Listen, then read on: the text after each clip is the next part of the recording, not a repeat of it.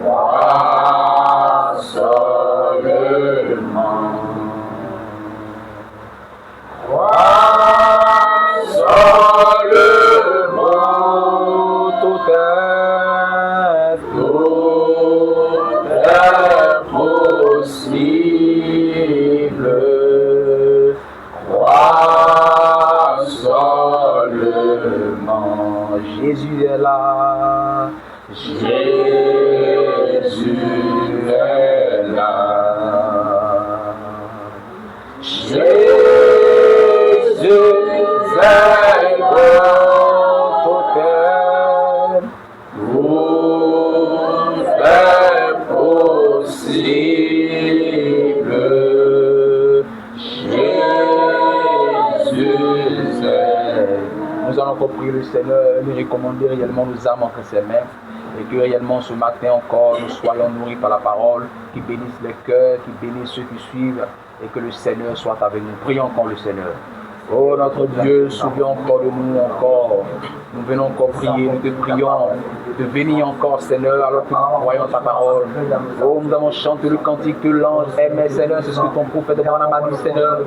Nous prions que tu viennes et que la grande colonne de feu vienne encore sous ma voix, encore ce matin. Qu'il écarte nos péchés et toutes nos peurs Seigneur. Qu'il ôte en nous tout ce qui est contre la parole. Qu'il vienne bénir, qu'il vienne parler par la parole et qu'il dépouille totalement Seigneur. Nous croyons ton message Seigneur. Voilà pourquoi nous sommes rassemblés Père éternel Dieu. Oh, que ton nom soit béni, Seigneur des écrits. Jésus lève les yeux, contemple son visage merveilleux et les choses de la terre failliront peu à peu. Si tu lèves vers Jésus, lève vers Jésus, vers Jésus, lève les yeux, contemple son visage merveilleux et les choses de la terre failliront peu à peu. Si tu lèves vers Jésus, que Dieu nous bénisse, on peut s'asseoir, frère. Que l'ange Seigneur soit béni. Il y a un téléphone pour enregistrer sur WhatsApp.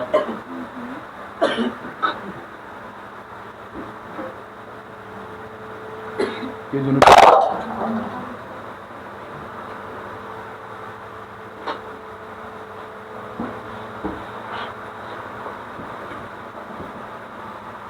Amen, que le Seigneur nous bénisse. Amen.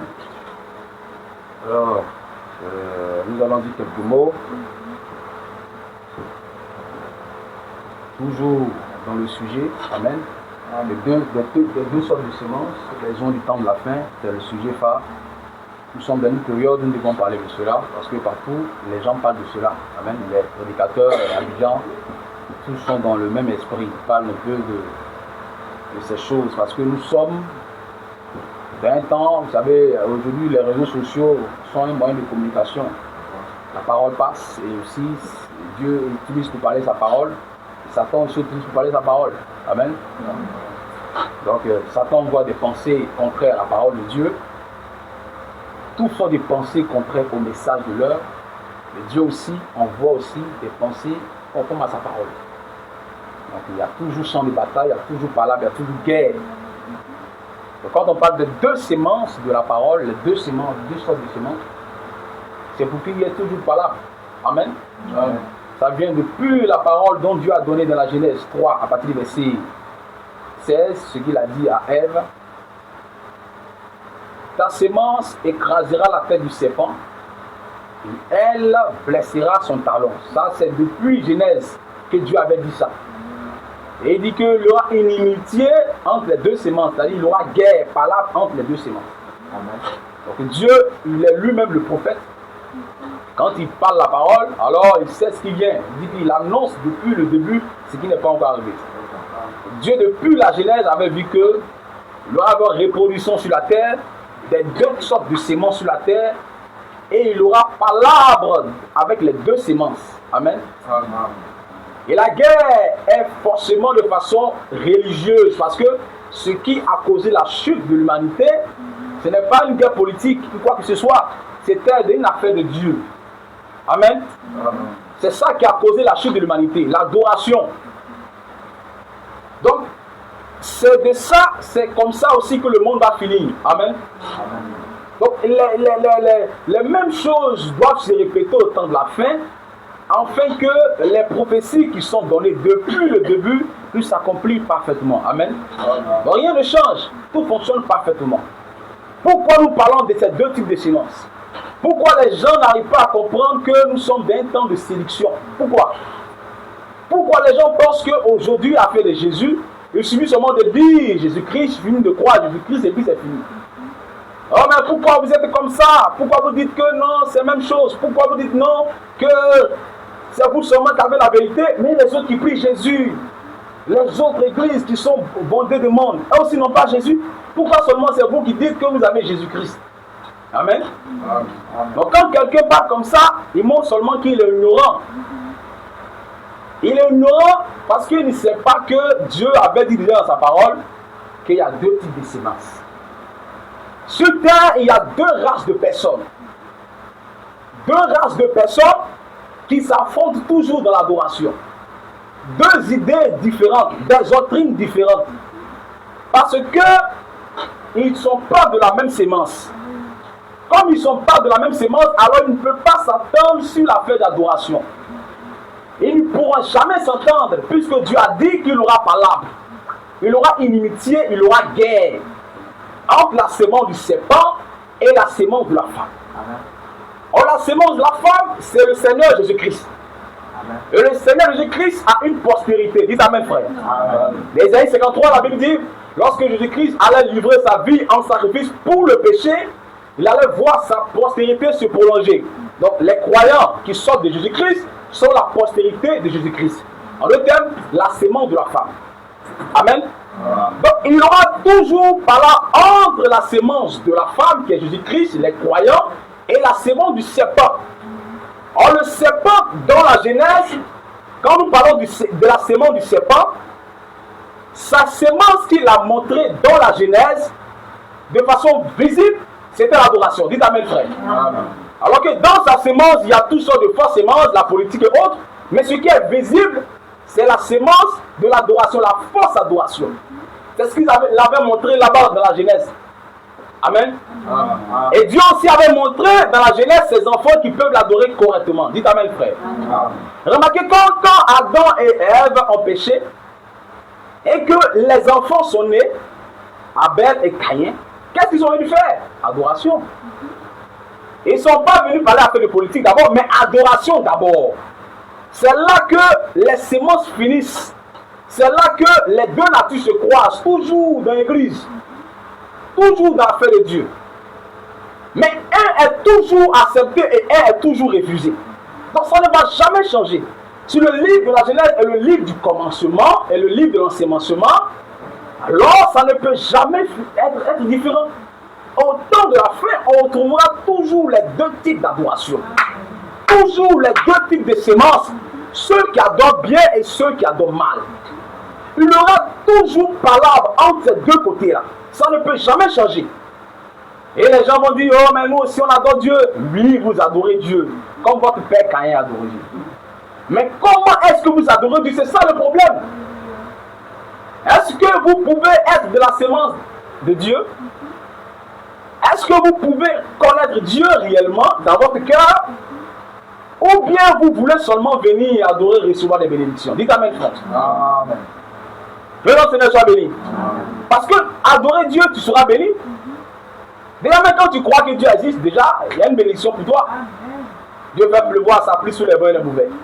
Mais la vie éternelle, là, est-ce que Dieu va te donner ça? Ce n'est pas parce que tu adores. Ce n'est pas parce que tu adores. Mais parce que tu es fils. Dis amen, frère. Dieu ne vole pas l'enfant de quelqu'un. C'est le diable qui veut voler l'enfant de Dieu. Mettez le téléphone sur silencieux, s'il vous plaît. Dieu ne vole pas l'enfant de quelqu'un.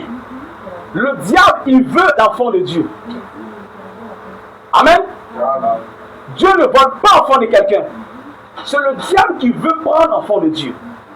Mais Dieu ne lui prend pas l'enfant de Satan. Dites amen, frère. Peu importe que l'enfant de Satan soit bien joli et qu'il soit religieux, tout, Dieu ne va jamais le prendre. Mais Dieu lui voit dans le cœur de ses enfants ce qui appartient, la divinité, l'adoration, la vraie adoration qui lui revient. Eux sont capables de voir ça. Mais les fils du diable, eux non, ils ne peuvent pas voir ça. C'est impossible pour eux, c'est un mystère pour eux. Dites amen, frère. Amen. Allons parler un peu plus. Que notre Seigneur soit béni. Que notre Seigneur soit béni. Amen. Alors aujourd'hui, il faut adorer Dieu convenablement. Ça n'a jamais changé, ça ne va jamais changer. Ceux qui sont des croyants de Dieu, c'est ceux qui voient Dieu en leur jour. Ça a été toujours comme ça. Et ça ne va jamais changer. Mais remarquez, lorsque Dieu finit avec son message et qu'il avance, les corbeaux, les faucons, ils viennent manger la pourriture. C'est toujours comme ça. Quand Dieu était avec Moïse, Dieu avait donné à Moïse son message, le message de l'heure. Il dit amen, frère. Amen. Et quand Dieu a fini de révéler le message de l'heure, ceux du temps de Moïse, qui ont cru le message de Moïse, c'est eux qui étaient considérés comme des croyants. Les autres étaient avec eux, mais Dieu dit que ce sont des incrédules. Dites amen, frère. Amen. La Bible dit, après avoir fait sortir le peuple de l'Égypte, Dieu fit périr les incrédules. Mais les incrédules, ils étaient aussi à l'église. Ils étaient aussi dans le pays. Ils étaient aussi avec Israël. Mais comme ils ne pouvaient pas croire le message de l'heure, Dieu les a tués tous. Dites amen, frère. Amen. Dans le désert. Quand Dieu finit avec Moïse, et qu'il arrive avec Jésus-Christ, qui est aussi Moïse, parce que Moïse avait dit, l'Éternel Dieu vous suscitera un prophète comme moi, amen. C'est aussi Jésus-Christ. Quand Dieu est venu dans la personne du Seigneur Jésus-Christ sur la terre, le message de l'heure, c'était de croire en Jésus-Christ. Le sacrifice qui avait été promis par les prophéties de l'Ancien Testament. Tous ceux qui croyaient Moïse devaient croire en Jésus-Christ. Dites amen, frère. Alors ceux qui ne croyaient pas en Jésus-Christ étaient considérés comme des incroyants. Mais ils lisaient la Bible. Ils avaient la loi de Moïse. C'était des grands pasteurs, des grands prêtres. Des hommes considérés, des hommes bons, bien de la société. Mais Dieu dit que ce sont des incroyants. Il dit, si vous ne croyez pas en ce que je suis, vous mourrez dans vos péchés. Mais pourtant, ils prient Dieu, ils louent, ils lisent la Bible, ils font tout. Mais Dieu dit que ce sont des démons, des fils du diable. Pourquoi? Parce que croire Dieu, c'est le croire en ton jour. Dites amen, frère. Amen. Quand Dieu avance, il faut avancer. Quand Dieu s'arrête, il faut s'arrêter. Mais si Dieu avance, que toi tu t'arrêtes, tu es considéré comme un païen, un démon. Dieu, c'est celui qui bouge. On a vu les sages de l'église, ils parcourent les chandeliers. Quand ils parcourent les chandeliers, ils quittent d'un point A à un point B. Amen.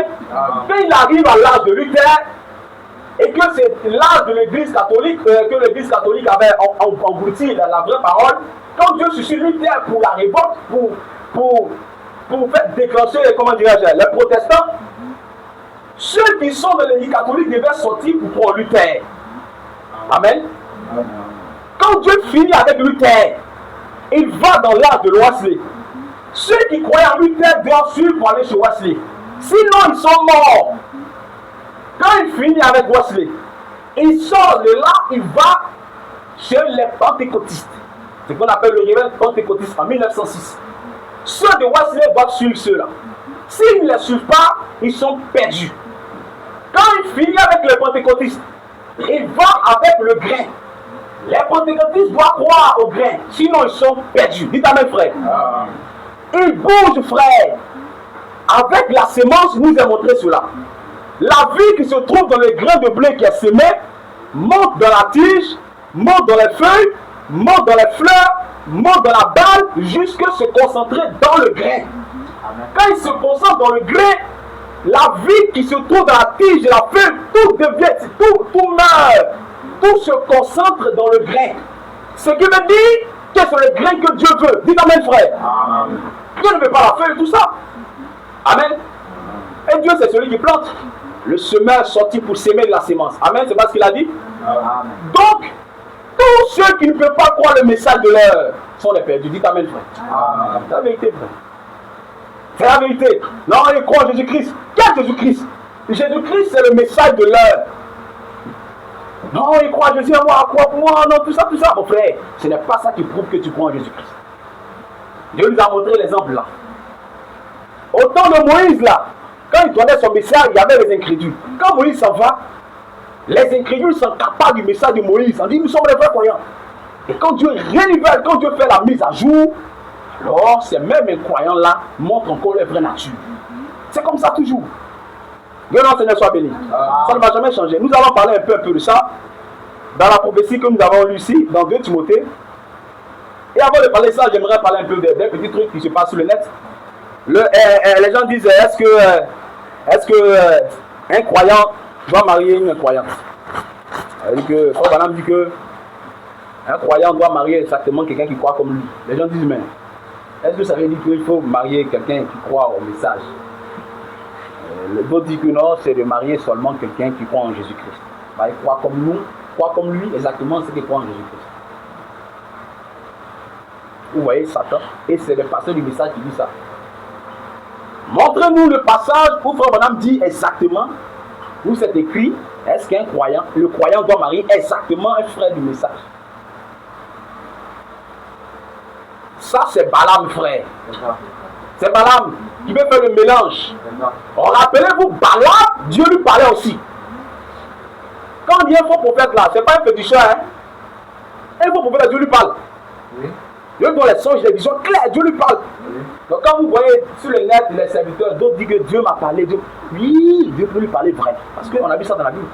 Dieu parle à Balaam, mais c'est un faux prophète. Oui. Pourquoi?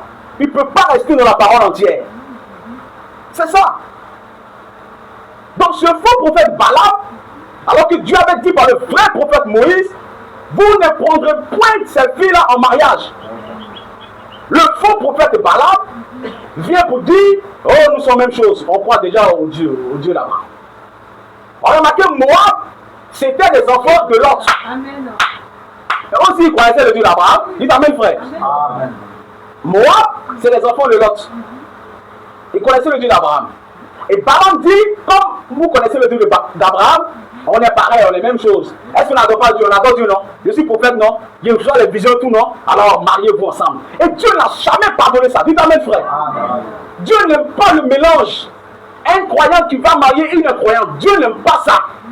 Pourquoi? Ce n'est pas la même nature. Dieu veut que ses fils se marient ensemble. Lorsque Dieu a détruit le monde au temps de Noé, c'était à cause du mariage mélangé. Les fils de Dieu virent que les filles des hommes étaient belles. Ils partirent pris des femmes. Dieu n'a pas aimé ça. Dieu n'aime pas ça. Mélanger la vraie sémence de la parole à la dénomination. Dieu n'aime pas ça. Il va détruire. Dites amen, frère. Et frère madame dit, Dieu n'a jamais aimé ce péché. Il n'a jamais pardonné ça. Tous ceux qui ont pris ces femmes-là, Dieu les a tués dans le désert. Dieu les a tués parce que Dieu dit non, vous ne devez pas faire ça. Les gens vont dire, non mais si il prend une soeur, puis après il l'amène à croire. Ça c'est toi qui l'as fait croire. C'est toi qui l'as fait croire. Comme le pasteur dit, il y a des choses là, on ne peut pas contrôler. Dieu peut faire en sorte que tu rencontres une soeur que réellement c'est une croyante. Et pour venir. Mais tu vas dire non, mais je vais partir et puis je vais faire ça. C'est pas toi, tu vas contrôler ça. Non. Ce qui est juste, c'est ce qu'on enseigne. C'est que le croyant, s'il veut se marier, alors il tourne ses regards vers une soeur de l'église. C'est ce qui est juste correct. Maintenant, si par prédestination, Dieu conduit les choses à ce qu'il trouve une fille dehors et que la fille devient croyante après, on ne peut pas enseigner ça pour dire, voilà la voie qui est là, faites ça. Non. Ça c'est Dieu qui conduit lui-même. Mais la loi dit, vous ne prendrez point de femmes païennes en mariage. Non. Le vrai croyant c'est qui? Les gens disent non, et le croyant c'est celui qui croit en Jésus-Christ. On va lire Frère Branham tout à l'heure. Avant de parler les deux types de sémences. On va le faire maintenant. Les gens disent non, le croyant, c'est celui qui croit en Jésus-Christ. C'est tout, comme ce que les frères disaient. Celui qui croit en Jésus-Christ, c'est qu'il est croyant, c'est qu'il est sauvé. Mais qui est Jésus-Christ? Jésus-Christ c'est qui? Tu prends ta Bible là, tu commences à lire, je crois en Jésus-Christ. Jésus-Christ c'est qui? Tu le connais? On va lire frère Bonham. Lisons quelque chose de frère Bonham. Les gens de croyance, c'est quelqu'un qui est croyant, c'est quelqu'un qui croit en Jésus-Christ. On va voir. Regarde ce que frère Bonham dit. On va lire dans les trois sortes de croyants.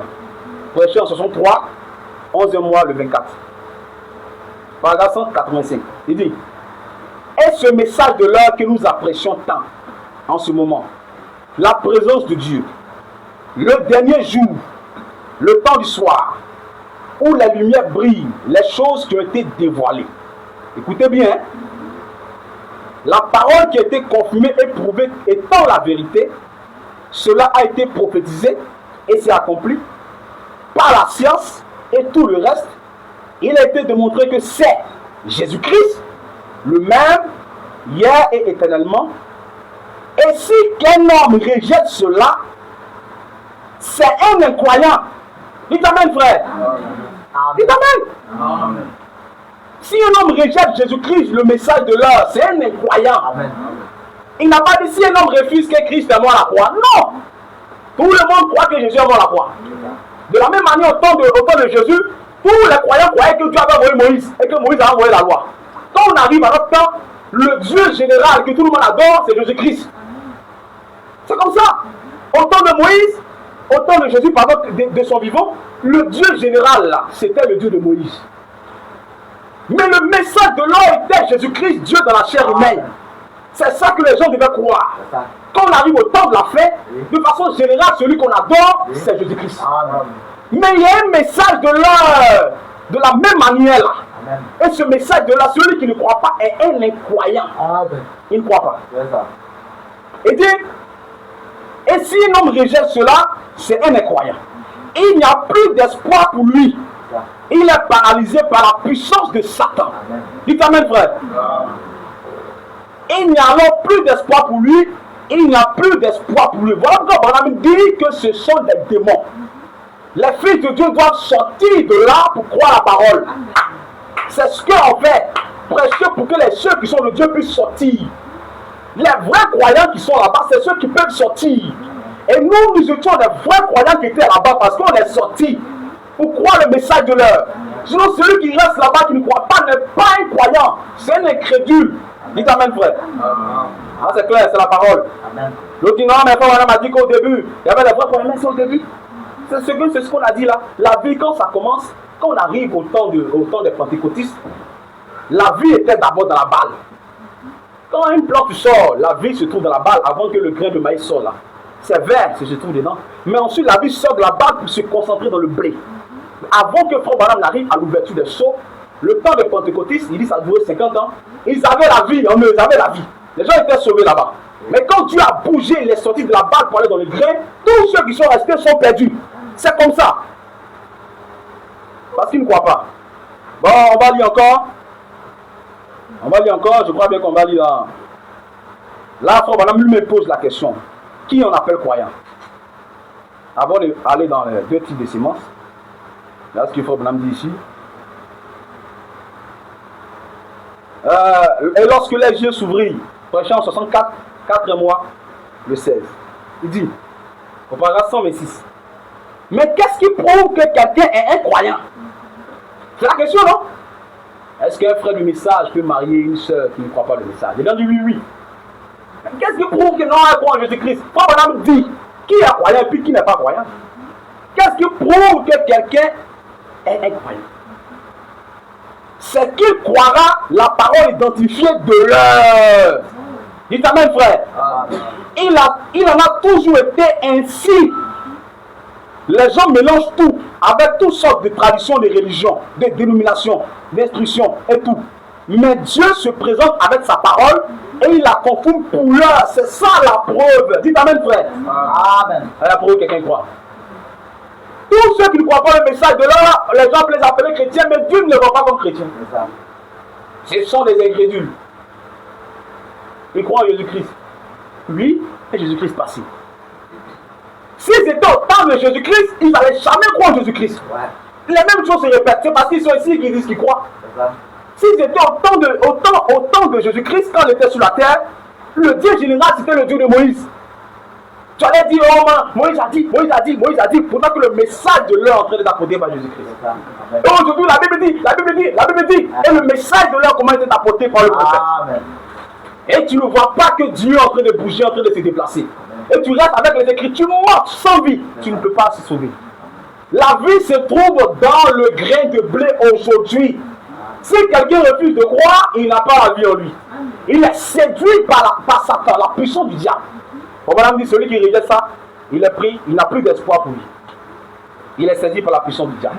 Dites amen, frère. Voilà pourquoi on présente qui est Jésus-Christ. Au commencement était la parole, et la parole était Dieu. La parole était Dieu. Pas une parole passée. La parole du vivifié du jour. C'est ça qu'il faut croire.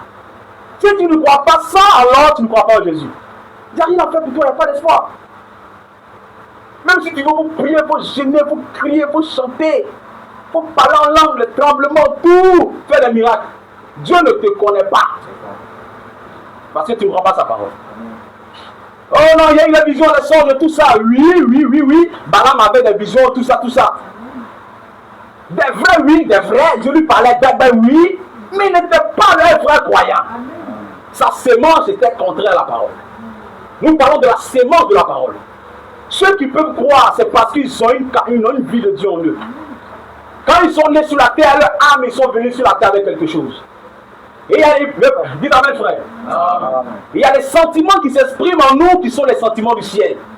Quand il est passé, la Bible dit, ayez en vous les sentiments qui étaient en Jésus-Christ. Dites amen, frère. Et c'est lorsque Dieu vient à nous que les vrais sentiments s'expriment, frère.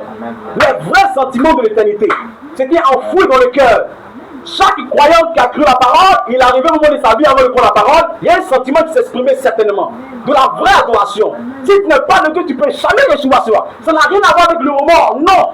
Je parle d'une vraie adoration qui monte, qui cherche Dieu réellement. Et c'est ça que Dieu, quand ce cœur émet le signe comme ça, ça veut dire que Dieu approche. Il t'amène, frère. Comme le fer qui s'approche de l'aimant. Ça produit une attraction. Quand Dieu vient à un croyant comme ça, remarquez que vous tous, pourquoi moi je ne sais pas si vous avez vu ça, mais avant de croire la parole, il y a eu quelque chose qui s'est passé dans le cœur. Avant même qu'on te prêche la parole là, à un certain moment, il y a eu des sentiments du ciel avant que la parole vienne. Ça veut dire que Dieu venait à toi. Et comme Dieu vient à toi, voilà pourquoi ces sentiments ne cessent de venir. Jusqu'à ce que tu croises par la parole. Mais les dénominationnels, les croyants, non. Ils peuvent venir par les morts et tout. Non, depuis qu'il a crié à Jésus, je ne vole plus, je ne mens plus. Oui, mais ça ne veut pas dire que tu es sauvé. Les mêmes démons qui te faisaient fumer et boire, c'est eux qui sont transformés en démons religieux. Parce que Satan peut arrêter de voler et boire, tout ça. Dis ta même, frère. Il peut faire ça. Il peut arrêter de voler et boire, il peut même vivre une vie de sainteté d'après les gens. Mais il ne pourra jamais croire le message de l'heure. C'est ça le diable. Il ne pourra jamais. C'est là qu'on le voit, c'est là qu'on l'attrape. Il peut essayer de se conformer, vivre une vie pieuse, mais la parole révélée, non. Non, ça là, il ne peut pas croire. Parce que c'est ça qui identifie un croyant. Mais qu'est-ce qui prouve que quelqu'un est croyant? C'est qu'il croira la parole identifiée de l'heure. Or, la parole identifiée de l'heure, c'est Malachie 4. Luc 17 et 30. Apocalypse 17, Matthieu 25, 6, tout ça. Est-ce que les dénominationnaires peuvent croire ça? Non. Jésus-Christ est venu, on n'a plus besoin de prophètes. Moi je crois en Paul, je crois en Paul. Mais toi tu connais Paul. Toi tu connais Paul, tu connais même pas Paul. Jésus-Christ n'aura plus de prophète. Non, il envoie prophète, mais pas un prophète comme Moïse. Vous voyez? Quand ils disent prophète, et pas des petits prophètes qu'ils voient ici. Mais les prophètes majeurs, comme les Moïse, les Isaïe, il a dit non, ça c'est passé, Dieu ne fait plus ça. Depuis que Jésus est venu, Dieu ne fait plus ça. Alors qu'ils ne savent pas que Paul aussi était un prophète majeur. Amen. Au temps de la fin, il faut un prophète obligatoirement. Tous ceux qui ne croient pas, ça sont perdus. C'est clair. Si Dieu dit qu'au temps de la fin, il y aura des faux prophètes, alors c'est qu'il y a aussi un vrai prophète. Bon, il va y avoir des faux prophètes, c'est un vrai prophète. Comment est-ce que les gens seront sauvés? Les élus, c'est ceux qui recevront le prophète. Voilà pourquoi ils ne seront pas séduits. Parce que le prophète leur révélera qui est Jésus-Christ au temps de la fin. Et ils ne vont pas courir par-ci par-là avec des tremblements de tout. Et ils connaissent qui est Jésus-Christ. Il a la parole révélée du jour. Quiconque ne croit pas ça est perdu, c'est un incroyant. Il doit venir croire la parole. Dites amen, frère. Que le Seigneur soit béni. Donc, la Bible dit que dans les derniers jours, regardez le passage qu'on a lu ici là. La Bible dit que, regardez, je vais m'attarder réellement sur Genèse et Jean Blaise. Voilà la preuve même que les gens sont perdus. 1 Timothée 4, verset 1. Mais l'Esprit dit expressément dans les derniers jours, quelques-uns abandonneront la foi pour s'attacher à des esprits séducteurs et à des doctrines de démons. Ça, c'est 1 Timothée chapitre 4, verset 1. Et 2 Timothée 3 dit la même chose. Par l'hypocrisie des faux docteurs, portant la marque de la frétissure dans leur propre conscience, prescrivant de ne pas se marier, ça, on s'attend aux catholiques clairs. Dites amen, frère. Amen, frère. Prescrivant de ne pas se marier et de s'abstenir des aliments que Dieu a créés pour qu'ils soient pris avec action de grâce. Ça, c'est les gens qui disent qu'on ne mange pas porc et tout ça, c'est eux. Vous voyez? Et il dit encore, car tout ce que Dieu a créé est bon et rien ne doit être rejeté, pourvu qu'on les prenne avec action de grâce. Parce que tout est sanctifié par la parole de Dieu, par la prière. Verset 6 dit, en exposant ces choses aux frères, tu seras un bon ministre de Jésus-Christ, nourri des paroles de la foi et de la bonne doctrine. Dites amen, frère. Amen. Voilà la preuve même que quelqu'un aussi est un vrai ministre. Exposer les choses aux frères, les choses clairement dites dans la parole. Pour être un bon ministre. Amen. Dis ce que la Bible dit qu'il est faux, dis ce que la Bible dit qu'il est vrai. Quand Dieu dit qu'ils vont prescrire les gens de ne pas se marier, ça c'est clair, ça on n'a pas besoin d'identifier cela. Ça c'est la mère, elle a tout un chapitre pour elle. Maintenant, descendons vers les filles. Elle dit, sache que dans les derniers jours, il y aura des temps difficiles. Car les hommes seront égoïstes, fanfarons. Tout ça, on a vu ça, amen. Les païens, c'est eux. Il y a les religieux, il y a les meurtriers, il y a tout ça. Maintenant, là où se trouve la vraie guerre, ayons l'apparence de la piété, mais régnons ce qui fait la force. Ayons l'apparence de croyants, mais régnons la parole de Dieu. Régnons les promesses de l'heure. Régnons Jésus-Christ le même hier, aujourd'hui et éternellement. Éloigne-toi de ces hommes-là. Voilà pourquoi Dieu dit sortez du milieu d'eux. Sortez des dénominations, venez croire la parole. Mais là, il dit, il y en a parmi eux qui s'introduisent dans la maison et qui captivent des femmes d'un esprit faible et borné, chargées de péché, agitées par des passions de toute espèce. C'est ceux qui vont dire que les femmes peuvent porter ce qu'elles veulent. C'est eux parce qu'ils cherchent l'argent, ils cherchent le business. Apprenons toujours, ça c'est ceux qui vont à l'école pastorale et ne pouvant jamais arriver à la connaissance de la vérité. Toujours de l'école pastorale ne peut jamais avoir la révélation. Toujours en train d'apprendre. Les glossoponies, tout ça d'arabe ou bien de grec, mais il ne peut jamais arriver à la vérité de la parole. Il pense que Dieu c'est appelé le mot grec. Dieu c'est la révélation. Même ceux-mêmes qui ne savent pas lire grec, Dieu peut la révéler et toi tu sais lire de tes mains à côté. Amen. La Bible dit que ce livre voilé, on donnera à quelqu'un qui sait lire. Lis ça. Quelqu'un qui a fait école par toi, lis. Dis non, il ne veut pas, c'est cacheté. Amen. Mais on donnera à quelqu'un qui ne sait pas lire. Aussi lis. Lui, non, il ne sait pas. Toute la révélation est comme les mots d'un livre cacheté. Dites amen, frère. Amen. Donc Dieu se cache dans sa parole pour les élus. Amen. C'est eux. Donc, apprenons toujours et ne pouvons jamais arriver à la connaissance de la vérité. Voilà. De même que Janès et Jambres s'opposaient à Moïse, de même ces deux hommes s'opposent à la vérité, étant corrompus d'entendement, réprouvés en ce qui concerne la foi. Il t'amène, frère. Ça, c'est un verset vraiment phare. De même que Janès et Jambres s'opposaient à Moïse, Dieu nous montre trois individus ici qui vont marquer le temps de la fin. Le temps de la fin, en ce qui concerne les prophètes, il y a trois personnes qui marquent ça. Ils amènent, frère. Je nous présente Moïse et Genèse et Jambres. Donc, si on veut être devant de la vérité, on doit connaître qui est Moïse et qui est Genèse et Jambres. Amen. Pour ne pas être séduit par les faux prophètes. Amen. Pour ne pas être trompé par la dénomination. Or, qui est Moïse? Moïse, c'est le prophète qui vient sur la scène avec la colonne de feu. C'est comme ça qu'on lui identifie Moïse. C'est celui qui vient avec la colonne de feu. Un prophète confirmé. Et Genèse et Jambres, ce sont les magiciens. Dites amen, frère. Des gens toujours qui attendent que Moïse fasse quelque chose et ils vont faire le contraire. Et ils vont imiter ou bien faire le contraire. Moïse, c'est le prophète qui vient avec la colonne de feu. Dans le dernier jour, frère, qui en a vu avec la colonne de feu? C'est qui? Amen. Si ce n'est que William Marion Branham. Amen. C'est lui que Moïse. Voilà la question que les gens ont posée à Jean-Baptiste quand il est venu. Es-tu Moïse? Es-tu Élie? Es-tu le Messie? 3 ministères dans un seul homme, frère. Autant de la femme se retrouve en Branham. Moïse, Élie et le Messie. Donc Moïse, qui vient avec la colonne de feu, il a un message d'appeler à sortir. Amen. Lui, il appelle les gens à sortir. Voilà pourquoi le message nous appelle à sortir. Vous dites, oh, mais c'est bizarre, vous êtes sectaire. Oui, parce que le message appelle à sortir. Sortez de l'Égypte et venez dans le désert pour aller dans la terre promise. C'est ce que Dieu a dit à Moïse. Laisse mon peuple partir pour qu'il me serve dans le désert. Et ils vont aller dans la terre promise. C'est ce que Dieu a dit. Donc Moïse, quand il vient, il appelle les premiers à sortir des dénominations. De l'Égypte, il y a la dénomination. Non, l'Égypte n'est pas la dénomination. Allez, oh, vous devez raconter. Mais l'Égypte, là, c'est là où on adore beaucoup de Dieu. On dit, mais non, mais on adore le même Dieu. Mais Dieu veut dire adoration. Dieu, là, c'est dit adoration. Dieu, c'est pas le nom de quelqu'un. Il y a l'adoration catholique, l'adoration baptiste, pentecôtiste et tout. Tout ça, c'est l'Égypte. Et Moïse veut faire sortir les élus de la fausse adoration pour venir là où il y a la vraie adoration. Amen. Et c'est William Marion Branham, dans toute l'histoire, qui a fait ça. Amen. Aucun prophète n'a fait ça. Aucun prophète n'a été photographié avec la colonne de feu. Dieu montre que c'est lui le Moïse du temps de la fin. Amen. Et Genès et Jambres, ils seront là encore pour se poser à lui. Remarquez quand Frère Branham a commencé son ministère, est-ce que les gens ne sont pas posés à lui? Il y a deux grandes puissances qui s'opposent toujours à la vérité. Oui. Genès et Jambres. La dénomination et le pentecôtiste. Et ces deux-là, ils ont les messagers, frère. On n'a pas eu une fois de ça, non? Oral Roberts et Billy Graham. C'est eux qui s'opposent à la vérité. Parce qu'ils enseignent les gens pour dire que Frère Branham là-haut, on l'a laissé. Frère Branham là, c'est un prophète. Mais l'enseignement, ne l'écoutez pas. On a même dit, de même que Genès et Jambres s'opposaient à Moïse, ces hommes-là s'opposent à la vérité. La vérité de la parole que le prophète a donnée, ces deux hommes s'opposent à ça.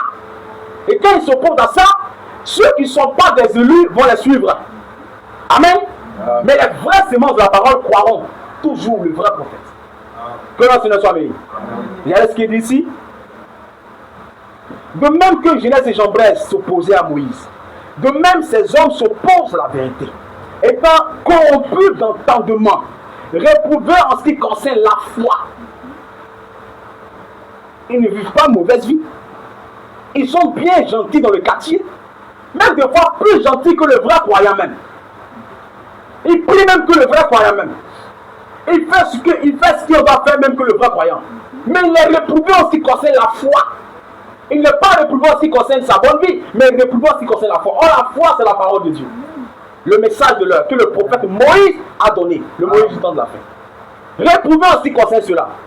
Et la Bible dit, mais ils ne feront pas plus grand progrès car la folie sera manifestée pour tous. Dites amen, frère. Amen. Comme il le fut pour celle de ces deux hommes.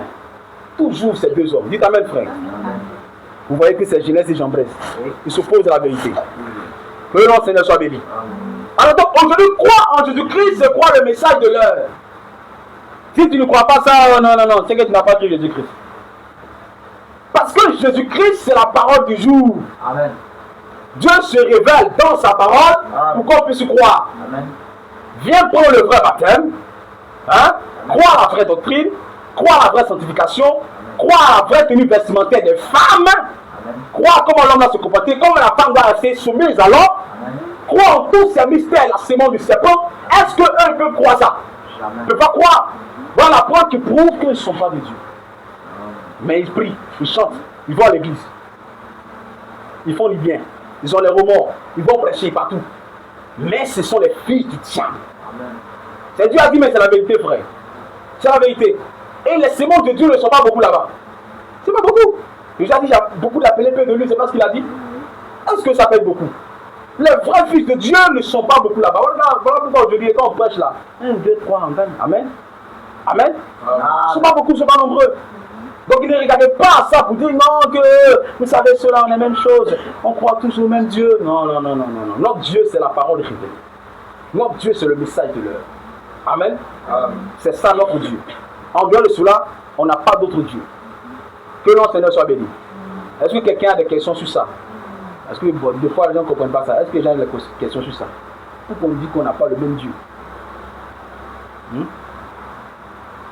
il y a une question concernant un Coran qui doit prendre même que je l'ai dit. Mais si maintenant n'a pas trouvé son goût. N'a pas trouvé son goût. C'est une question de goût. Hein. Non, c'est. Donc, bon, pareil aussi pour la soeur. Ta question revient à ce que. À cette question, on doit la poser à Dieu. Parce que Dieu t'a envoyé dans le message, il ne peut pas te faire trouver ton goût dans le message. C'est ce que tu as dit. Si Dieu t'a appelé à croire le message, c'est qu'il y a ton goût dans le message. C'est pas de dire non, mais moi je vais aller dehors pour prendre. Non. Oh, madame Dieu, si vous faites ça, vous allez avoir des problèmes. Des problèmes. Vous allez avoir des problèmes. Si tu prends quelqu'un qui ne croit pas, tu vas avoir des problèmes. Elle est gentille, elle est bien, elle est respectueuse. Attends, reste tranquille. Non, mais si maintenant, peut-être qu'en dehors de ça, c'est une Coran. C'est toi-même, tu ne sais pas. C'est Dieu qui fait toute chose. Mais peut-être que c'est une Coran, tu peux l'amener aussi à croire. Mais comment est-ce que toi, tu peux connaître plus que Dieu? Si Dieu sait que c'est une Coran, il va l'envoyer. Mais toi, dis non, toi, tu peux dévancer Dieu pour l'envoyer. Mais Dieu peut l'amener vers toi. Mais c'est ce qui est dit là. Ça là, on n'enseigne pas. On ne peut pas te dire que non, comme Dieu va l'amener vers toi, toi, va faire ça. Non, c'est Dieu qui fait ça. Mais la norme, là, c'est ça qu'on enseigne. Le croyant ne doit pas marier une incroyante. Ça, c'est la norme. Maintenant, ce qu'on ne peut pas enseigner, on ne peut pas te dire que va faire ça. Maintenant, s'il arrive que vous êtes déjà croisé, que vous êtes déjà marié, hors du message, et que vous venez, vous êtes marié. C'est ta femme, vous êtes marié. Mais étant dans le message, jetez les regards dehors pour prendre une Jézabel, Dieu dit non. Parce qu'il va mélanger ta vie. Dieu n'aime pas ça, Dieu n'aime pas le mélange. Non, Dieu n'aime pas ça. Non, elle est gentille, tout ça, elle est jolie. Laisse tout ça. Et un vrai croyant, mais il ne regarde pas la beauté de femme avant de la prendre. Mais si cette beauté là, tu vas voir plus belle qu'elle, la plus belle qu'elle, mais tu vas prendre qu'elle alors. C'est que tu as vu plus belle là, demain tu vas voir plus belle encore que l'autre. Ce que tu dois voir, c'est le caractère de la parole. Est-ce qu'elle peut croire la parole? C'est ça. Sinon, c'est pas beauté. Si tu regardes beauté, l'amour. Qu'est-ce que c'est? Voilà, même l'amour, mais un homme et une femme peut disparaître. Vrai amour, c'est la parole de Dieu. C'est là c'est ça qui peut vous ramener. Sinon, aimer une femme après, demain, tu ne peux plus l'aimer. Des fois, mais tu l'aimes plus. Et bien, aimer, tu ne t'aimes plus. Donc, tu as dit quoi? Mais vous êtes dans le message, puis vous ne l'aimez pas. Et bien, tu l'as envoyé. Et puis après, elle ramasse ses affaires, elle s'en va. Elle va te troubler la vie, te mélanger. Elle va attendre qu'elle va s'asseoir sur le trône royal. Et c'est là qu'elle va bouger ta vie maintenant. Tu vas dire, c'est ça, mais c'est fini, tu vas supporter ça. Voilà. Tu vas supporter ça. Voilà, parce qu'il y a les liens qu'on tisse là pour défaire là, c'est difficile. Tu vas supporter ça. Donc un croyant doit toujours marier une croyante. C'est ça qu'Akab a fait, il n'a pas écouté. Et c'était un faux croyant. C'est pas un croyant. Il allait marier Jézabel à cause de sa beauté, la politique, l'argent. Jézabel, il a pris, il est venu. Voilà, Jézabel l'a amené à adorer d'autres dieux. Aujourd'hui, à cause des femmes, des frères ne viennent pas à l'église. Moi, il ne peut pas faire ça, frère. Comme à cause d'une femme, moi, il ne vient pas à l'église. Mais toi, tu m'as donné quoi? Tu m'as donné quoi? Tu m'as donné quoi? Qu'est-ce que tu peux me donner? Si c'est un pays Chanel, 25 000, c'est quoi? C'est quoi? Bon, c'est quoi? Qu'est-ce que tu peux me donner? À part ton corps, tu me donnes quoi? Et c'est ça que les gens ne comprennent pas. Qu'est-ce qui met une femme? La vie éternelle, c'est Dieu qui donne ça, pas une femme. Non, à cause de femmes, non, tu penses que Dieu est dans tes sentiments, tes trucs là? Dieu n'est pas dans ça. Dieu est un croyant. Et un vrai croyant, même quand il tombe, il revient toujours à la parole. Non, il ne peut pas. Il va revenir à la parole. Parce que c'est la vérité, c'est la parole. Amen. Donc ne prenez pas une croyante. Sinon, mon frère, mon problème c'est la mort, il ne règle pas. Moi, je ne peux pas m'asseoir à côté. Il y a un problème en fait. Je ne m'assois pas à côté. Il dit, moi je ne suis pas dans cette affaire. Il m'en fait. Réglez votre affaire, vos problèmes. Alors, écoutons le conseil de la parole de Dieu. Et voilà pourquoi Dieu dit que vous ne devez pas. Frère, c'est pas affaire de. Non, on ne va pas marier quelqu'un qui ne croit pas comme nous. Mais tu vas prendre une femme dénominationnelle, elle ne croit pas comme toi. Et tu es à la maison, tu quittes le travail, tu viens la couper tous ses cheveux. Bon, tu as dit quoi? Non, ça fait rien, le salut est personnel. Hein? C'est ce que tu as dit. Ça va te faire très mal et puis tu seras en colère. Parce que tu l'as épousé pour que vous deux vous aimez la parole. Mais tu viens, tu vois que. Faut madame dit que tu coupes les cheveux, on doit la répudier. Parce qu'elle déshonore son chef. Or son chef, c'est son mari. Comme Christ peut nous répudier pour un autre, ainsi l'homme peut répudier pour un autre aussi. C'est la parole.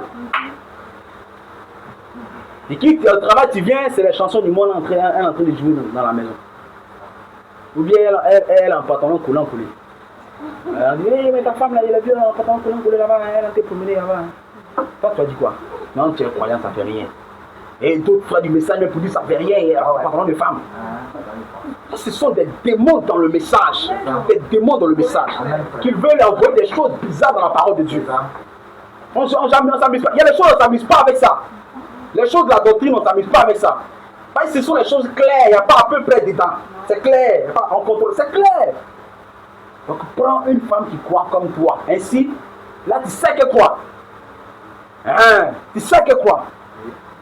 Et elle croit vraiment, pas quelqu'un qui veut venir faire mariage. Il veut faire mariage, elle est assise à la maison, elle ne vient pas à l'église. Dans l'église, elle dit, moi aujourd'hui, moi je ne vais pas à l'église, moi je suis fatigué. Tu commences à crier déjà, tu es dans une mauvaise atmosphère. Tu viens à l'église, ta tête dans le bruit, tu es assis, une tête dans le bruit. Elle est assise à la maison, elle s'en fout de toi. Elle dit qu'on est femme, on dit que femme, quand elle devait péter les pètes. C'est la vérité, hein? Alors donc, on doit prendre une croyante. Une croyante ici doit prendre quelqu'un qui croit. Voilà. C'est pas une discrimination, mais non, nous sommes sectaires. Mais Dieu, c'est lui-même qui est sectaire. C'est ça.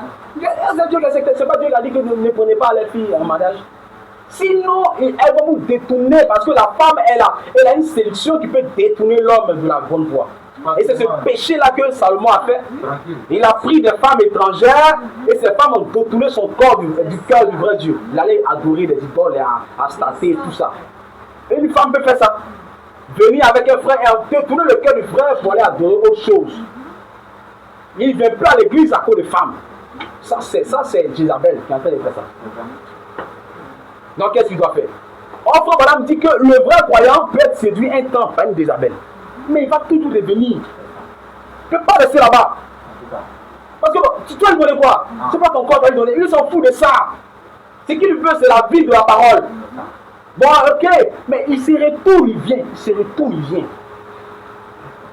C'est ça la vie de la parole.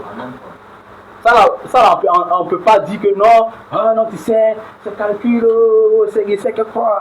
Je sais que quoi. Mais c'est vrai. Ça là, elle est trop gentille, elle est trop soumise. Je sais que quoi. Laisse tout ça là, on veut parler, on veut pouvoir parler. C'est la connerie. Ça piage. Dès que j'avais bon. Ah oui. Mais c'est la vérité, frère. Voilà pourquoi il faut prier. Il faut prier. En fait, les mariés, il faut prier. Il dit, il n'y a pas ton goût, il y a ton goût, il y a Abidjan, il y a Djaké, il y a les belles soeurs là-bas. Maintenant, ton goût, qui sont quoi? Ton goût, c'est dehors. C'est dehors, ton goût peut être dehors? Ton goût ne peut pas être dehors, frère. Non, mais j'ai la mis là à boire. Hein? Qu'est-ce que c'est? Donc, tu penses que si tu la prêcher, pour qu'elle croit. Mais c'est ce que tu dis là. Il ne suffit pas de la prêcher pour dire qu'elle croit. Elle va. Elle est de Dieu. En fait, c'est lui qui comprend là. Qu'est-ce que prouve qu'elle est de Dieu? Attends. Il me dit non, mais est-ce qu'elle est de Dieu? C'est 2000 qui l'a envoyé vers toi. Mais c'est 2000 qui l'a envoyé vers toi aussi. On ne sait jamais. Il est dit que ça là n'enseigne pas parce qu'on ne comprend pas. Maintenant. Je n'ai pas dit qu'un problème forcément doit aller prendre. Non, maintenant. C'est 2000 qui l'a envoyé vers toi. Non, mais quand tu prends ces exemples-là, c'est que peut-être que toi, tu veux faire la même chose. Non, il y a une seule question à poser. Bon, ok, mais ça, il dit là. Quand un croyant trouve une femme dehors qui ne croit pas, et qu'il a l'intention vraiment de la prêcher, il va la prêcher. Tu sais, après le plus, on est dans le monde. Hein. Oui, il va la prêcher. Mais si toi, ton intention, c'est de la prêcher pour la prendre, c'est ça le problème. Parce qu'elle, là, elle va dans le mariage, elle va venir pour le mariage. Est-ce que maintenant Dieu passe par toi maintenant pour la prendre? Non, moi, attends d'abord. Elle va venir à cause du mariage. Parce que tu l'as prêché, elle va dire, oh, tu sais, je vais te marier, viens, mais viens d'abord. Mais celle qui doit venir là même, hein, devait passer par toi. Mais les circonstances vont changer. C'est-à-dire que toi-même, tu peux la prêcher, puis l'oublier, et tu vas arriver dans le message. Bon, moi, il y a une question. Bon, tu n'es pas du message, tu as une seule du monde. Maintenant, que tu rentres dans le message, est-ce qu'elle est peut-être à toi, le message? Mais malgré ça, tu es avec elle? Tu l'as déjà marié? Oui. On va lire l'écriture, c'est clair. Là, ça. Les gens qui sont dans le message, c'est les femmes. Malgré que tu es dans le message. C'est ta femme, parce que tu l'as mariée. C'est ta femme. C'est ta femme. Oh, peut-être elle doit croire. En fait, tu comprends. Si tu l'as mariée avant de croire le message, tu veux dire bien marié. C'est ta femme. C'est ta femme. C'est ta femme. C'est ta femme. C'est ta femme. De même aussi, si une soeur a marié, non, c'est Dieu qui a fait les choses comme ça. De même aussi, si une femme a marié un homme avant de croire, c'est son mari. Quand on me dit non, ils vont se séparer et puis elle va les prendre. Non. On va lire une écriture, ça. On va lire une écriture. On va aller 1 Corinthiens 7 pour les répondre à ça. 1 Corinthiens 7, il dit pour ce qui concerne les choses dont je vous ai écrit, je pense qu'il est bon pour l'homme de ne point toucher les femmes. Toutefois, pour éviter l'impudicité, que chacun ait sa femme, et chaque femme ait son mari. Que le mari rende à la femme, je vais aller plus précisément là où on parle de. Voilà. Verset 8. À ceux qui sont mariés. C'est ça, je crois, verset 6, 8, 7. Verset 10. À ceux qui sont mariés, j'ordonne, non pas moi, mais le Seigneur, que la femme ne se sépare point de son mari. C'est l'ordre du Seigneur. Si elle est séparée, qu'elle demeure sans se marier et qu'elle se réconcilie avec son mari. Et que le mari ne répudie point sa femme. Aux autres, ce n'est pas le Seigneur. Écoutez, aux autres, ce n'est pas le Seigneur, c'est moi. Qui dit, si un frère a une femme non croyante et qu'elle consente à habiter avec lui, qu'il ne la répudie point. Écoutez. Et si une femme a un mari non croyant et qu'il consente à habiter avec elle, habiter, hein? Pas à la renvoyer à habiter, qu'elle ne répudie point son mari. Car le mari non croyant est sanctifié par la femme, et la femme non croyante est sanctifiée par le frère. Autrement, vos enfants seraient impurs, tandis que maintenant, ils sont saints. Maintenant, regarde.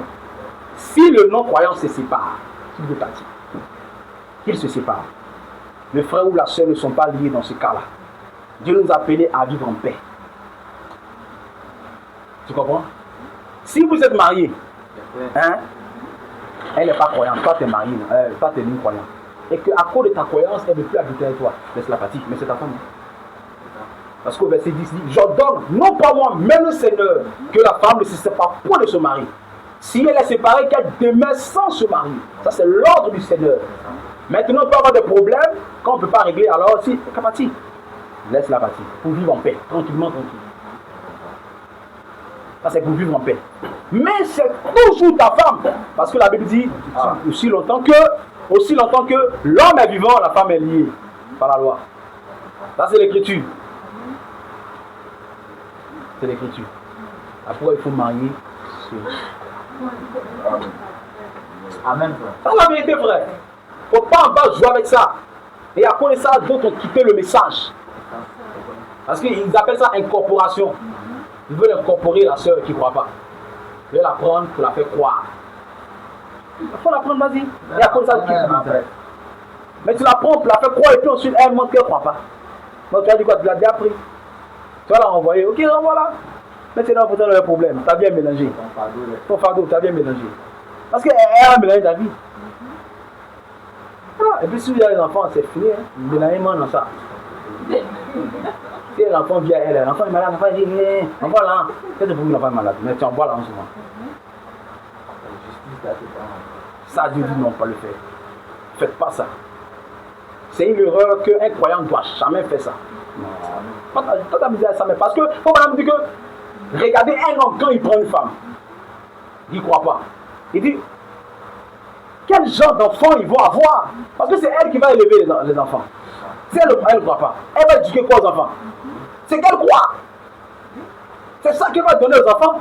Parce qu'elle ne croit pas. Toi, tu crois la parole, toi, tu n'es pas à la maison, tu sors, tu viens. Pendant que tu sors, elle inculque les choses aux enfants, les habitudes quand ça reste en eux. Or, celle qui croit, la Bible dit qu'elle garde la maison. Elle a gardé la maison. La sagesse bâtit sa maison. Elle fait ça pour les enfants. Mais celle qui ne croit pas là, mais elle ne croit pas. Alors que toi, tu veux une famille qui croit. Mais tu sors, mais tes enfants sont des incroyants. À cause de la mauvaise éducation. Aujourd'hui, pourquoi les jeunes filles s'habillent n'importe comment dire, les jeunes filles qu'on voit là. À cause de l'éducation des parents. Parce que les mères, elles ne font pas ce qu'il faut faire. Et elles sont responsables. Parce qu'elles poussent les filles à se déshabiller dehors. Et Dieu va les tenir pour responsables. C'est une mauvaise éducation qu'elle donne.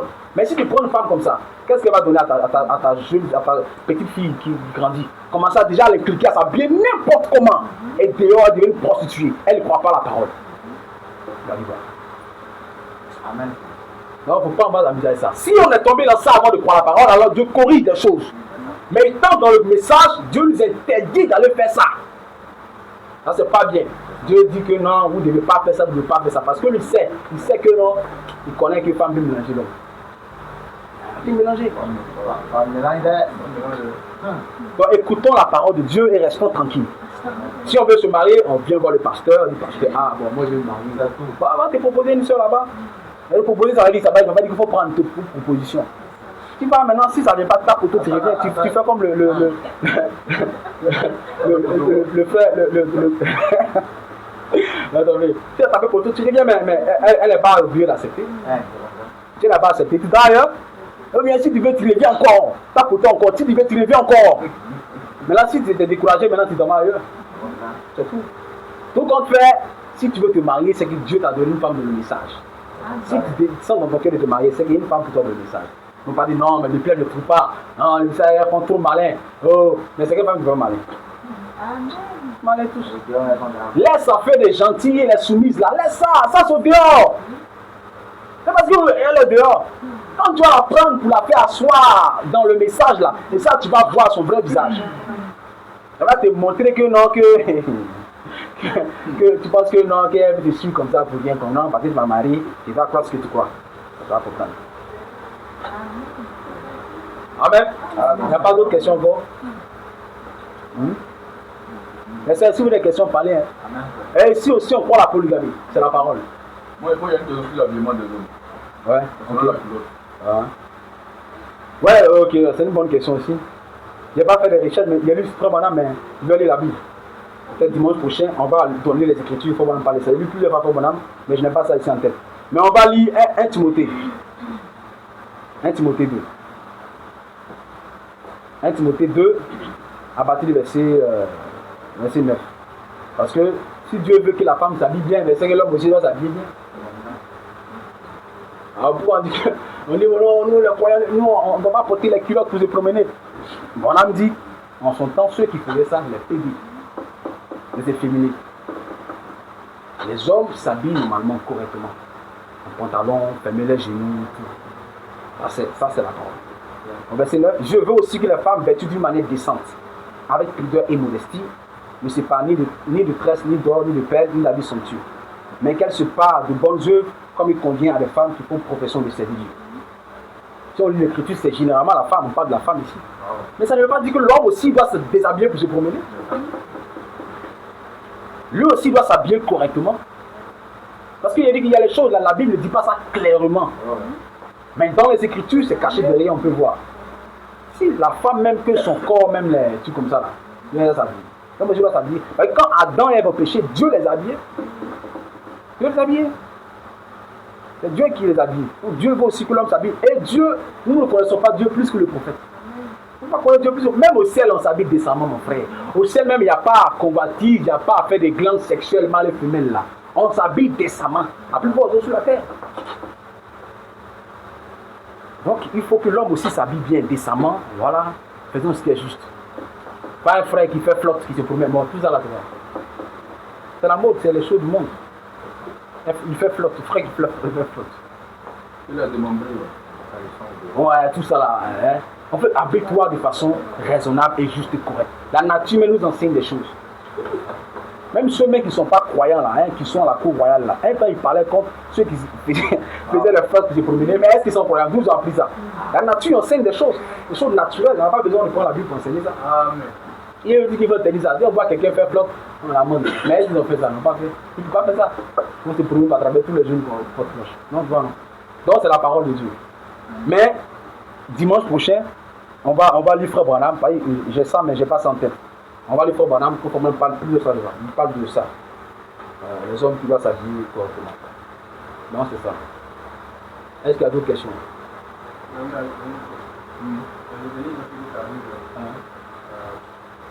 Si la femme est mariée, non croyant. Elle est comme dans l'église, est-ce qu'elle est pas elle est mariée, non croyant, puis son mari s'en va. Ouais, mais au haut, il a parlé de ça. Dieu doit qu'il parle ici. Parce qu'en Dieu, il n'y a pas de divorce. Dieu n'aime pas la répudiation. Même pour vivre en paix, on va dire ça. C'est à cause de la paix, il dit ça. Pas que ça veut dire qu'ils ne sont pas mariés. Hein. Ils sont mariés. Parce que, d'abord, avant de parler, le mariage et le divorce concerne tout le monde. Qu'ils soient les païens, tout. Dans le mariage et le divorce, il faut vraiment parler de ça. Et quand il a pris l'exemple d'Abraham, qui est parti en Égypte, ou bien quelque part, sur le roi philistin, où le roi philistin voulait prendre Sarah. Mais il était païen. Il faut vraiment remarquer que cette loi, ce n'est pas pour Israël, c'est pour tout le monde, Abimelech, voilà, tout le monde. Comme Sarah avait déjà un mari, alors Abimelech ne pouvait pas la prendre. Cette loi, c'est pour tout chrétien, non païen, tout le monde. Du moment que tu as marié une femme et que ses parents sont d'accord, ils t'ont donné la fille en mariage, alors c'est ta femme. Si vous vous séparez, elle doit rester comme ça sans se marier. Ça va même qu'on soit chrétien. C'est pour tout le monde. Maintenant, si elle ne veut pas et qu'elle veut partir, alors laisse-la partir. Pour vivre en paix. C'est tout. Ça ne veut pas dire que la femme peut se remarier, attention. Lisons, on va lire ça. Lisons. Au verset 8. À ceux qui ne sont pas mariés et aux veuves, je le dis, qu'il est bon de rester comme moi. Va lui était célibataire. Mais s'il manque de continence, qu'il se marie, car il vaut mieux se marier que de bouler. À ceux qui sont mariés, j'ordonne, non pas moi, mais le Seigneur, que la femme ne se sépare point de son mari. Si elle est séparée, qu'elle demeure sans se marier, ou qu'elle se réconcilie avec son mari, et que le mari ne répudie point sa femme. Maintenant ici, est-ce que ce verset, c'est seulement pour les chrétiens? Pas pour les chrétiens, c'est pour tout le monde. C'est pour tout le monde. Chrétiens, pour tout le monde. Mais aux autres, ce n'est pas le Seigneur, c'est moi. C'est comme ce que Dieu a dit à Frère Branham.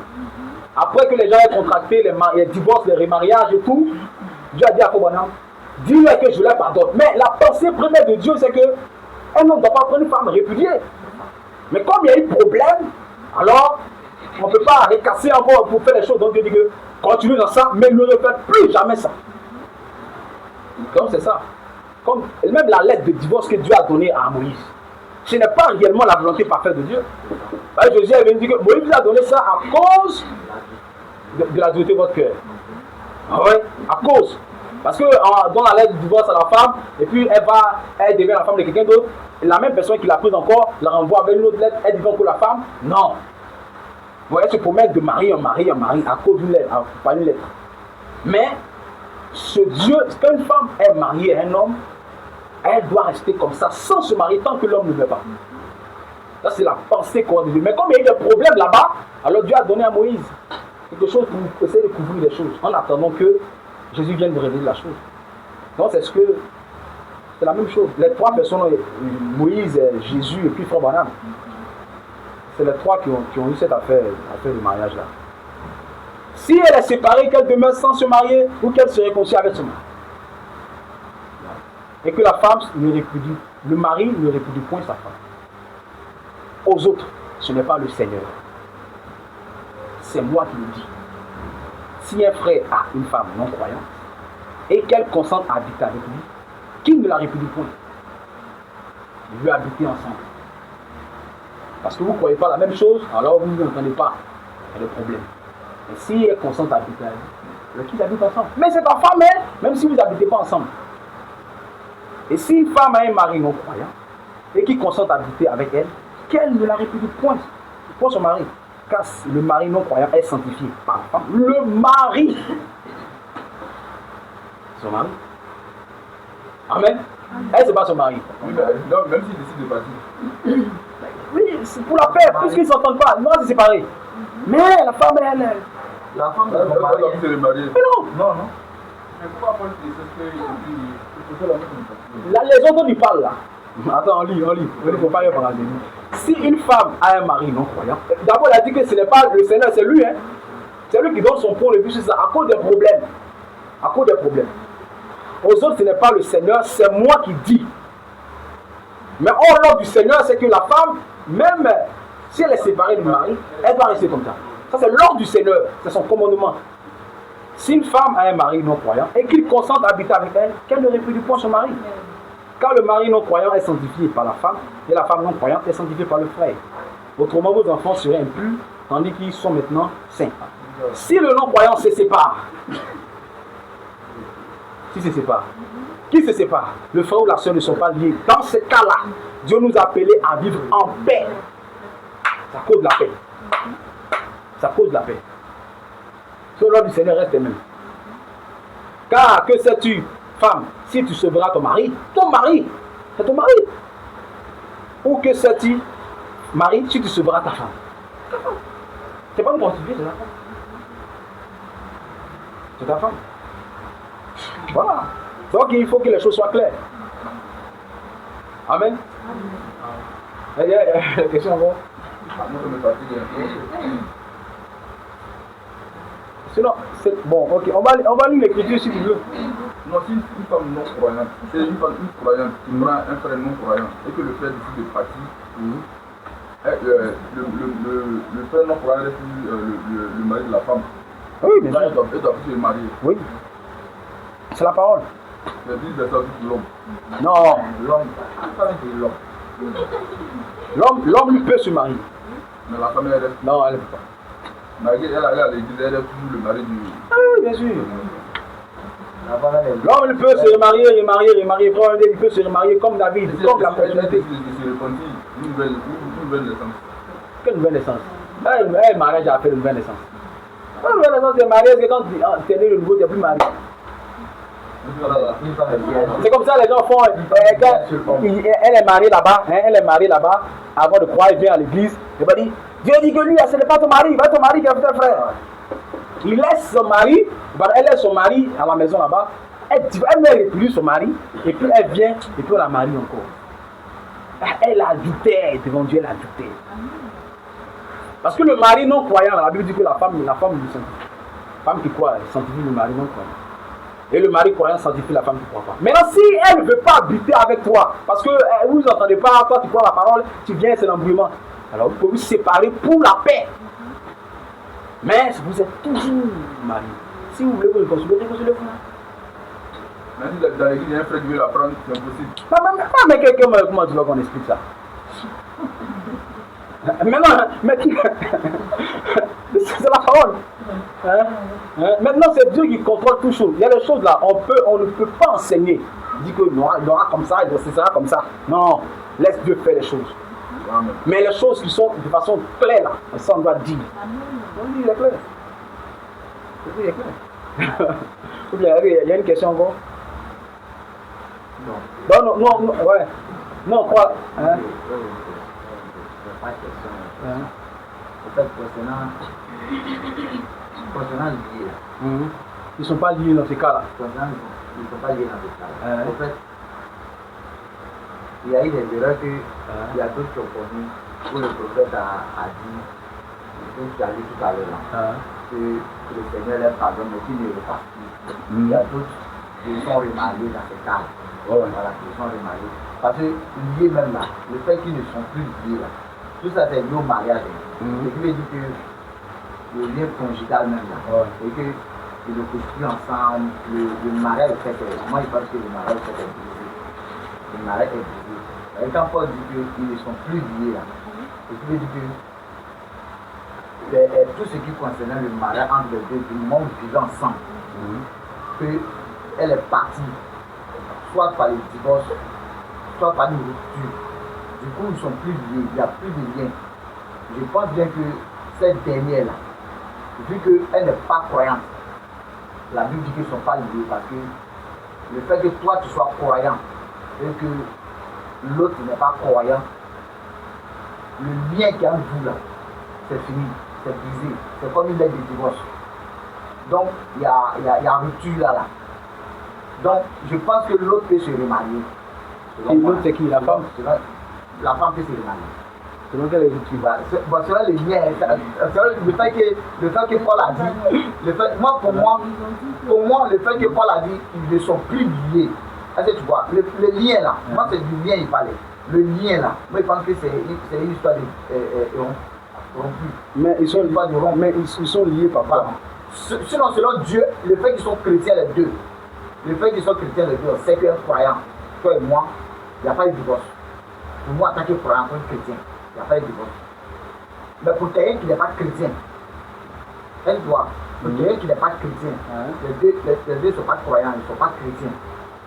Le fait que Paul dit les liens, ils ne sont plus liés là. Il y a une rupture. Mais tu sais lequel est valide? Il y a une rupture. Donc la femme peut se remarier, mais c'est étant croyant là qu'il ne peut pas. Maintenant, la femme peut se remarier. Maintenant, si c'est le cas, si c'est le cas. Parce que l'homme n'est pas croyant. Et la femme, ils sont mariés comment? Les deux étaient croyants. Et puis, la femme, elle est devenue croyante. Maintenant, comme elle est devenue croyante, c'est pas que le mari ne veut pas qu'elle soit croyante. Ou, les deux ne sont pas croyants. Parce que tout à l'heure, on parlait qu'ils soient croyants. Les deux ne sont pas croyants. Non, je vais dire que tout à l'heure, on parlait que ceux qui sont croyants, on parlait de mariage lié à ceux qui sont croyants. Non, en fait, ce commandement-là, c'est pas pour les croyants, c'est pour voilà, tout le monde. C'est pour tout le monde. Oui. Allez, tu vois.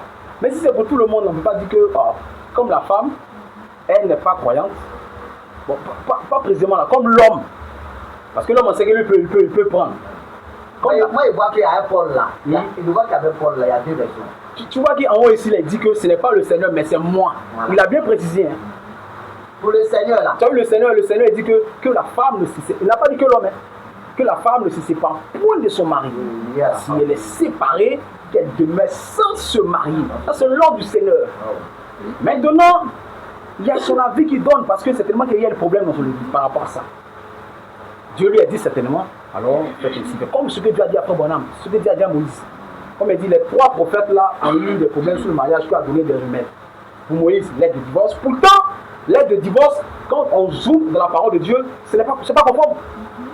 C'est pas conforme. Tu ne veux pas donner l'aide de divorce à une femme et qu'elle va devenir la femme de quelqu'un d'autre. C'est pas conforme. Mais comme il y avait des problèmes, alors Dieu a donné ça pour qu'il règle ça. Mais réellement, c'est pas conforme. Et quand Jésus est venu, il a dit que Moïse a donné à cause de la dureté de votre cœur. Alors quand Paul aussi vient, il y a eu des problèmes. Alors certainement, Dieu lui a dit que, bon, pour tel cas, fais ci. Comme vous faites voilà. Sinon, normalement, Frère Branham devait séparer tous ceux qui ont pris les femmes qui sont remariées. Mais Dieu a dit, laisse-les faire, mais qu'ils ne le fassent plus. Mais je comprends. Je veux dire que si le cas était bien fait, voilà. on pardonne parce que tu ne le savais pas. Tu vois là, un truc comme ça. Mais du moment où tu sais, maintenant, voilà, tu vois. C'est comme aller prendre une femme. Voilà. Du moment où tu sais que tu es chrétien, maintenant tu sais que la loi dit voilà. Dans la Bible, tu dois prendre une femme païenne. Voilà. Là-bas, tu ne vas pas. Mais si tu te forces à aller prendre pour dire que toi, tu veux la conduire, tu veux la mener à Christ, là, c'est là toi-même tu mets ta porte au cou. Voilà, donc c'est un truc comme ça. Sinon, c'est le problème. Pas le mariage, il y a le problème. Mariage. Donc, tu ne peux pas embrouiller tout encore, continuer comme ça. Mais une croyante qui a cru, et puis il y a eu ce problème-là, je ne sais pas comment tu vas régler ça. C'est lui qui contrôle. Si Dieu a jugé bon de séparer les choses, il le fait. Qu'il le fasse. Les trucs comme ça, là, on ne peut pas enseigner. Laisse Dieu faire. Dieu va conduire toutes choses. Mais en tout cas, l'ordre, c'est que la femme ne se sépare pas de son mari. Ça, c'est l'ordre. Qu'est-ce que ça fait? Mais si elle est séparée, tant que l'homme ne met pas, alors il est en train de vous mettre tant que mais si, mais comment que tu. Mais si, il va t'appeler tes livres. Là, tu es là chaque jour, tu pries, je vais essayer. C'est là même qui va vivre, Satan. Et à signer de ça, Il va bénir quand même.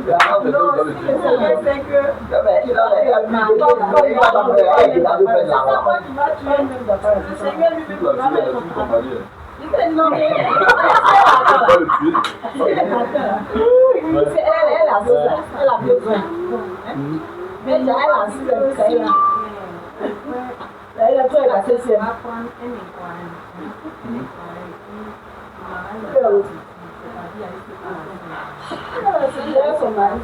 C'est l'homme qui a là.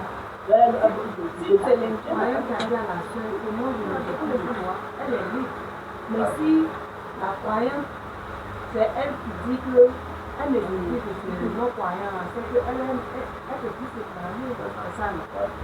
Donc la femme n'a rien dit, mais c'est l'homme même qui a dit que je ne veux plus de toi. Mais oui, c'est comme il a répudié sa femme sans cause. Donc même s'il a marié, le lien est brisé. Non. En fait, c'est ce que Jésus a dit, que répudier la femme sans cause, là, tu l'exposes à l'adultère. C'est ce qu'il a dit là. On va lire ça. C'est que les hommes qui répudient les femmes sans cause, tu l'exposes à l'adultère. Tu vois? C'est ce que les gens font. Hein? Matthieu 5, verset 27. Vous avez appris qu'il a été dit, tu ne commettras pas l'adultère. Eh bien, moi je vous dis, si quelqu'un jette une femme, un regard chargé de désir, il a déjà commis adultère avec elle dans son cœur. Par conséquent, si un œil, je vais lire en aussi, voilà, verset 31, il a été dit, si quelqu'un divorce avec sa femme, il doit lui donner, signifier par une déclaration écrite, la lettre de divorce. Eh bien, moi je vous dis, celui qui divorce sa femme, sauf en cas d'immoralité sexuelle, l'expose à devenir adultère. Et celui qui épouse une femme divorcée commet adultère. Alors, tous ces problèmes-là dans l'église de Frère Bonham, les gens qui ont pris les femmes divorcées, tout ça là. On ne peut pas briser pour recommencer. Laisse. Elle va rester comme ça jusqu'à la fin. Ah oui, mais c'est ça, c'est l'écriture. Maintenant, ce que tu me parles. Hein? Si vous êtes croyant, moi supposons qu'on est croyant, et puis il y a une séparation. Maintenant, on a une séparation, c'est l'homme qui ne croit plus. Oui. Maintenant, moi, c'est pas moi qui l'a répudié, c'est lui qui m'a chassé. Oui, c'est ça, il dit là. Je ne suis pas obligé de regarder à ses caprices, c'est un peu. Moi, je me marie. C'est ça, il dit là. Le Seigneur veut. C'est ça, il dit là. C'est comme. Attends, c'est ça, il dit.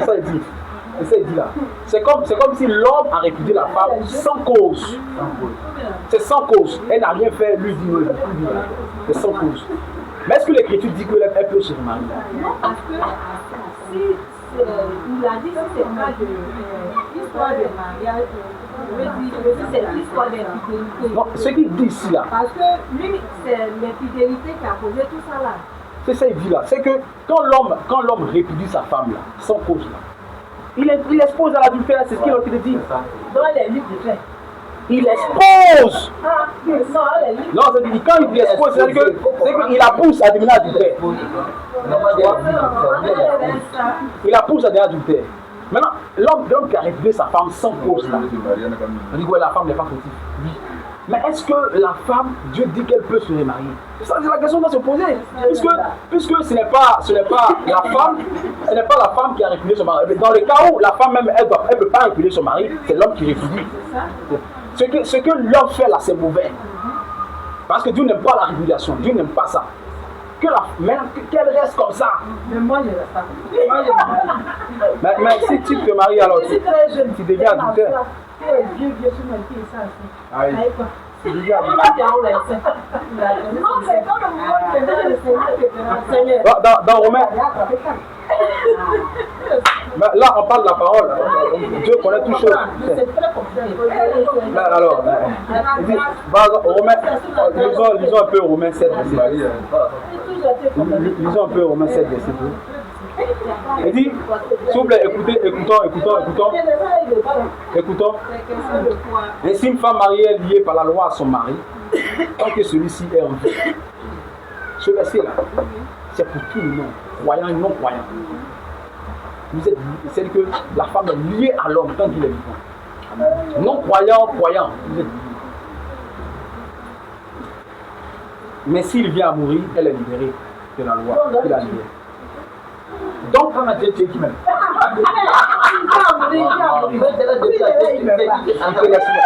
C'est moi qui ai dit. Mais le son va, on va lire, on parle des choses sérieuses. Hein? Mais s'il vient à mourir, elle est libérée de la loi qu'il a liée à lui. Elle est libérée de la loi qu'il a liée à lui. On l'écoute, non? S'il vient à mourir, elle est libérée de la loi qu'il a liée à lui. Donc, si du vivant de son mari, elle devient la femme et l'autre, elle sera considérée comme adultère. Mais si son mari meurt, elle est affranchie de cette loi et peut donc appartenir à un autre sans être adultère. Ça, c'est la loi de Dieu. C'est ce qui est clair et juste. Ce que Dieu demande d'enseigner, c'est ça. C'est ce qu'il demande d'enseigner. C'est ce qu'il demande d'enseigner. Dieu n'a pas dit que si l'homme répudie la femme sans cause, la femme peut se remarier. C'est pas ce qu'il a dit, hein. C'est ce qu'il a dit. Il dit au contraire, s'il la répudie sans cause, il expose à devenir adultère. Comme c'est lui qui l'a conduit. Oui, c'est lui qui fait ça. Si elle allait prendre l'autre gars, c'est lui. Tu as vu, c'est ça. Mais elle, quand elle est répudiée, Dieu dit qu'elle doit rester comme ça. Sinon, elle sera adultère. Maintenant, si Dieu veut arranger sa vie, si Dieu arrange sa vie, c'est lui qui fait ça. Non, on peut les appeler tuer là. Hein? Non. Comme le fait c'est que si lui, sa femme, expose sa femme à commettre adultère, dans ce cas, la faute là, ça ne veut pas la femme. Mais les deux, la femme commet adultère et l'homme l'a exposé. Les deux. On est toi qui a fait le problème. Mais qui a fait le problème? C'est la femme qui a fait le problème. La femme qui devait. Non, mais attends, la femme qui devait lapider là. C'est les deux, la femme qui devait lapider. Donc tu vois que c'est la femme qui a fait le problème là. C'est la femme qui a fait le problème là. L'homme, lui, l'a exposé. Il t'a chassé. Donc, avec une bonne moralité là, en tant que croyant là, ou bien avec quelqu'un qui tu sais que tu es une femme. C'est la seule personne qui dit que non, l'homme doit de la femme est libre. Non, ça n'existe pas, ça le problème. Ça n'existe pas. Voilà, souvent n'existe pas. C'est juste que Paul a dit ça. Paul a dit ça parce qu'il y avait des problèmes dans l'église et tout, les trucs comme ça. Il dit ce n'est pas le Seigneur, mais c'est moi. Ce n'est pas le Seigneur. Mais la loi du Seigneur reste telle. Voilà, tu vois. Il va tuer qui? Si le gars meurt. Non, si le gars meurt pas, il est là. Même si tu le tues là,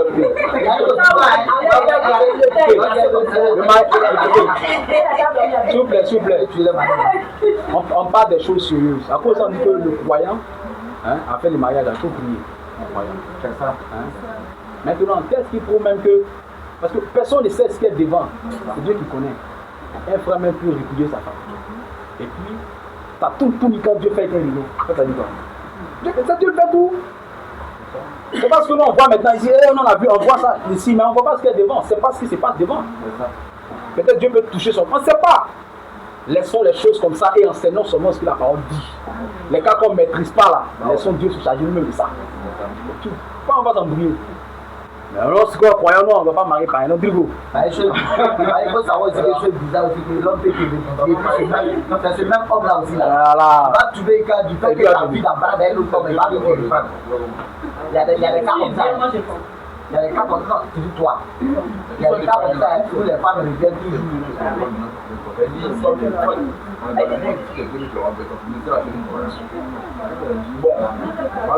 Mais c'est ce que tu dis là, c'est une croyante là, elle croit encore bien croire à la parole. Alors, mais c'est ce que tu dis là, donc tu sais qu'elle est prédestinée. Mais laisse-la venir. Si tu sais que dans ma voiture, moi il y a des attends. S'il vous plaît, on a fini la prédication, on a question-réponse. Voilà, on a question-réponse. Donc, frère, je crois bien que tu vas arrêter le direct. Voilà, donc, en tout cas, le cas de mariage là, le cas de mariage là,